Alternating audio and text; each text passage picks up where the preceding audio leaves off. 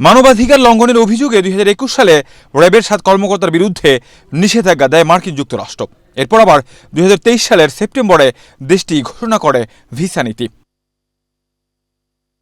সোমবার রাতে দুর্নীতিতে সম্পৃক্ততার কারণে সাবেক জেনারেল অবসরপ্রাপ্ত আজিজ আহমেদ এবং তার পরিবারের যুক্তরাষ্ট্রের প্রবেশের উপর নিষেধাজ্ঞার ফলে আবারও বিষয়টি নিয়ে সরগরম ছড়িয়েছে সবখানি। এ নিয়ে সাংবাদিকদের সঙ্গে কথা বলেন পররাষ্ট্রমন্ত্রী। জানান, ভিসা নীতি আওতায় নয়, অন্য আইনে জেনারেল আজিজের উপর নিষেধাজ্ঞা দেওয়া হয়েছে। আসলে যে ভিসা নীতি ঘোষণা করা হয়েছে সেটির অধীনে তো কারো উপর ইম্পোজ করা হয়েছে বলে এখন আমার জানা নেই। জেনারেল আজিজের বিরুদ্ধে যে ব্যবস্থাটা নেওয়া হয়েছে সেটা অন্য অ্যাক্টের অধীনে করা হয়েছে।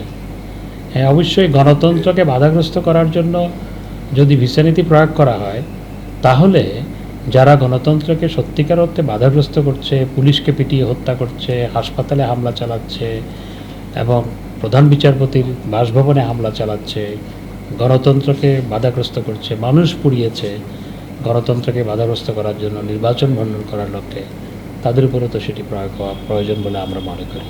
বিষয়টি নিয়ে সাংবাদিকদের প্রশ্নের জবাবে স্বরাষ্ট্রমন্ত্রী আসাদুজ্জামান খান কামাল বলেছেন, সাবেক সেনা প্রধানের উপর মার্কিন নিষেধাজ্ঞার বিষয়টি এখনও আনুষ্ঠানিকভাবে জানা হয়নি তার।